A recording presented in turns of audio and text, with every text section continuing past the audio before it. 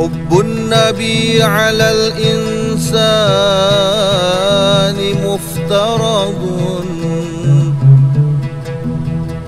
وحب أصحابه نور.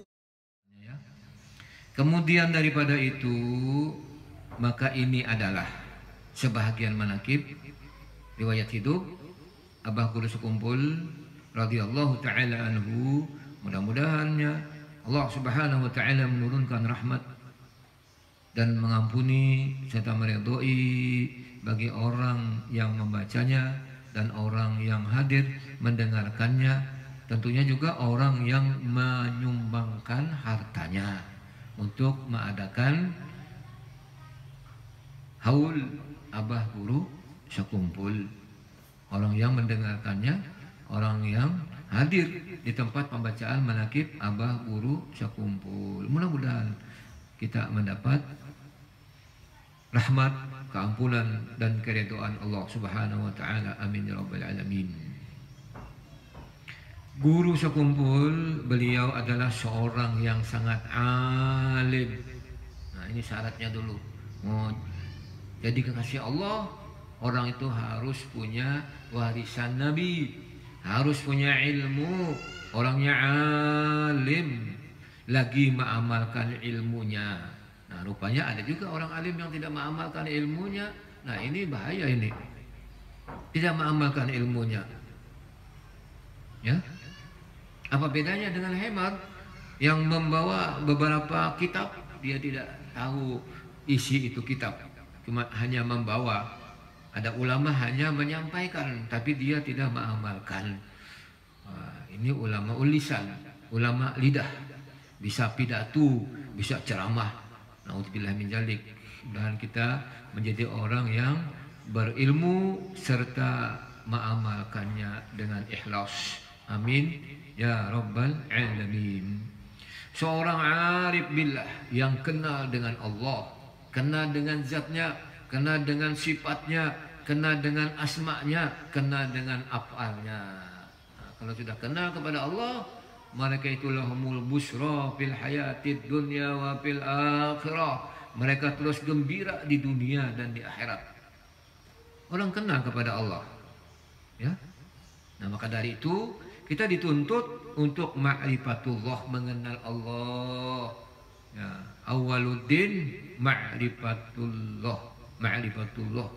Awal-awal agama yaitu mengenal Allah. Ya. Awal wajibin 'alal insani ma'rifatul ilahi bil istiqani, kata Sahibul Jubat. Ya. Jadi Sahibul Jubat, maaf ya, mengatakan awal wajibin 'alal insani ma'rifatul ilahi bil istiqani. Awal-awal kewajiban bagi manusia itu mengenal Tuhannya dengan yakin, sampai batas yakin. Kalau masih ada syok, zon dan waham, maka masih dalam keadaan dosa, masih ada ragu-ragu.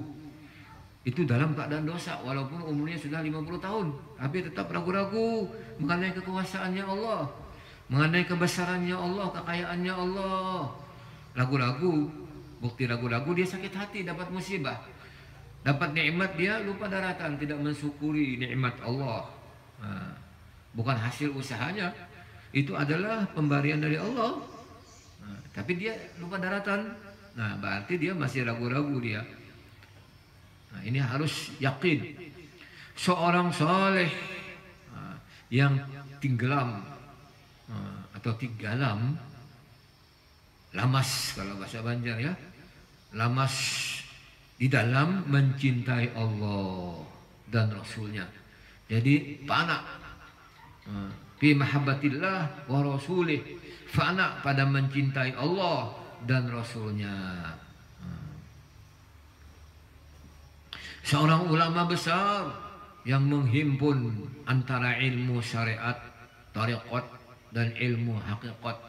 Nah, ada syariatnya, ada tariqatnya, ada hakikatnya. Ya. Bukan hanya syariat, tariqatnya juga ada. Bahkan hakikatnya juga ada, terkumpul semuanya ada pada Abah Guru Sekumpul. Ya. seorang ulama yang dimasyhurkan Allah di masanya. Memang itu aulia Allah, ada yang makomnya masyhur, ada makomnya mastur, ada yang disembunyikan. Ya, disembunyikan, Allah menyembunyikan. Ini barang mahal, disembunyikan Allah. Ya, ada juga yang dimasyhurkan, dizahirkan supaya orang dapat mengambil berkah, supaya orang dapat mengambil manfaat. Kepada beliau dimasyhurkan supaya orang dapat mengaji, dapat duduk bersama, silaturahmi, sholat berjamaah bersama, ya, dimasyhurkan Allah. Ada juga yang disembunyikan Allah. Yang disembunyikan ini yang sulit kita mengenal, sebab orangnya tidak dikenal. Masyhurun fis sama wa madhulun fil ard. Mereka dikenal di langit, para malaikat Allah kenal, tapi di bumi tidak dikenal, sebab orangnya seperti biasa. Tidak sedikit ini wali-wali yang mastur, yang disembunyikan kewaliannya. Memang begitulah sudah Allah menghendaki. Ya. Sebagaimana dahulu ada seorang laki-laki, ini nelayan, cari ikan di laut. Setelah dia kembali ke pantai, membawa jalannya, kan pakai jala ya, dapat ikan, sedikit lah dapat ikan. Waktu itu ada polisi jalan-jalan di pantai, melihat ada orang dapat ikan di perahu, langsung dia dekati, bilangnya aku mau beli, bisa ya? Kata nelayan, maaf tidak bisa pak. Tidak bisa. Yang pertama dia mau minta, kasihkan aku ikan, aku minta ikan, maaf pak, saya juga dapat sedikit, aku beli. Oh enggak bisa, maaf pak, saya juga sedikit dapatnya pak, enggak bisa, maaf aja ya. Rupanya marah ini polisi. Namanya polisi ya. Polisi ini bawa puntungan, istilahnya itu bawa apa, bawa kayu, ada kayu di pinggangnya kan. Digunakannya kayu tadi, dipukulnya nelayan tadi. Ketika dipukul nelayan tadi, nelayannya pingsan. Kesian. Setelah pingsan, diambil ikan tadi. Maka dipilihnya yang besar, yang hidup, ya, diambilnya. Namanya polisi lah. Tapi ini polisi yang tidak baik ya. Tapi ada juga polisi yang baik, yang bagus, yang soleh. Ya, ini polisi yang sering mengambil hak orang, namanya polisi ya. Kemudian ikan tadi dibawanya pulang. Di tengah jalan, ya dia periksa-periksa itu ikan.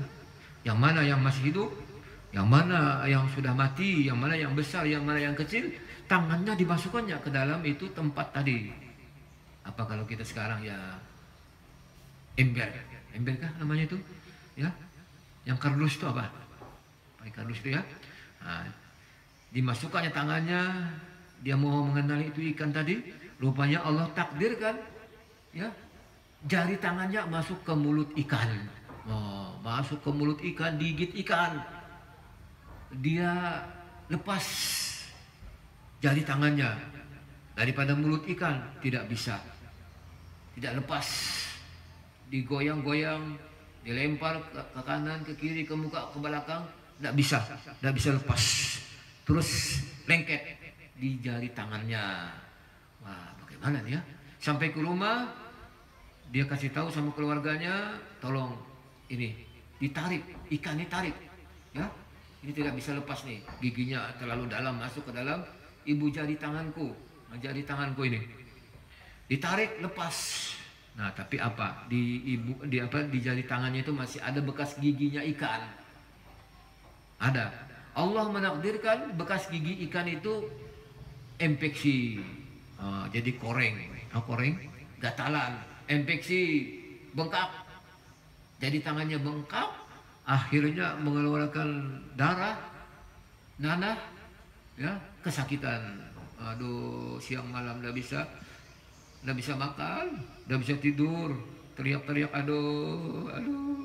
Periksa sama dokter, kata dokter tidak bisa ini disembuhkan kecuali dipotong jarinya satu potong. Sudah terpotong, tumbuh lagi di jari yang lain. Nah, di sini tumbuh, ya, bengkak, gatal, ya, akhirnya ada nanah ada darah dan nur, akhirnya bosok, maka dagingnya ini berjalan terus berjalan, sakit, teriak-teriak siang malam, aduh, akhirnya berobat lagi, periksa sama dokter, potong lagi, habis jari tangannya terpotong. Bagaimana kelanjutannya? Tumbuh lagi di telapak tangannya, koreng tadi ya, seperti koreng ya. Jadi danur, bau bosok, dagingnya luruh, luntur dagingnya ya, berjatuhan dagingnya, bau bosok ya, bau. Kemudian dia periksa lagi sama dokter, oh nggak bisa ini disembuhkan, potong lagi telapak tangannya, potong, tumbuh lagi di tangan, di pegalangan tangan ini kan, tumbuh lagi.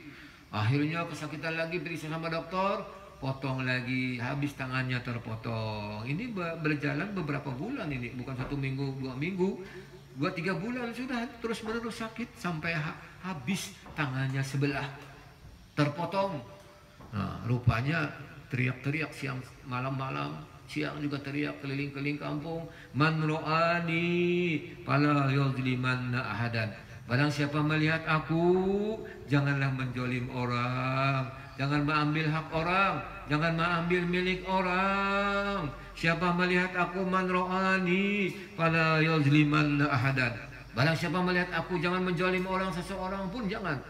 Nah, akhirnya malam dia bermimpi, hei polisi yang mengambil ikan orang, ya, bahwasanya tubuh engkau akan habis berpotong-potong, tidak mati kecuali habis tubuh engkau berpotong-potong. Tangannya akan terpotong, yang kanan, yang kiri, telinganya yang kanan, yang kiri juga habis nantinya. Bahkan kakinya juga yang kanan, yang kiri akan habis terpotong-potong. Engkau tidak dimatikan kecuali engkau taubat, minta ampun, minta redha, minta halal kepada itu nelayan. Kau datangi itu nelayan, maka si polisi ini sadar, aduh bagaimana aku dah, ya sudah, cari itu nelayan, putar-putar di mana pesisir, di pinggiran laut, akhirnya ketemu, nelayan, aku ini hamba engkau, mau dijual terserah kepada engkau, mau dibikin aku ini sebagai pembantu rumah tangga engkau, ya terserah kepada engkau, mau dijadikan apa aku, jaga kebun, ya terserah kepada engkau, aku ini hamba engkau, aku hamba engkau. Kenapa engkau? Kata nelayan, aku ini polisi yang kemarin mengambil ikan engkau. Kemudian aku ini dapat peringatan dari Allah, lihat tanganku sudah habis terpotong-potong, dan akan habis seluruh anggota tubuhku ini terpotong-potong, tidak dimatikan oleh Allah kecuali aku minta ampun kepada engkau, minta ridho, minta maaf. Maka kata polisi, aku banyak-banyak minta ridho, minta ampun, minta maaf, minta halal. Maka nelayan tadi pun mengampuni, memaafkan, meridhoi. Semuanya aku ridhokan, semua aku maafkan, semuanya aku halalkan. Begitu dia memaafkan, tidak lagi sakit tubuhnya, tidak lagi terjadi koreng yang mengeluarkan nanah dan nur yang bau bosok, kembali sempurna sehat, tapi tangannya sudah terpotong. Nah, itu wali mastur yang disembunyikan Allah. Maka dari itu kita hendaknya baik sama hamba Allah, jangan kita berlaku kasar sama hamba Allah, jangan kita berlaku zalim sama hamba Allah. Mana tahu itu aulia Allah, dia akan nanti dapat kawalat. Auzubillahi min dzalik, ya insyaallah.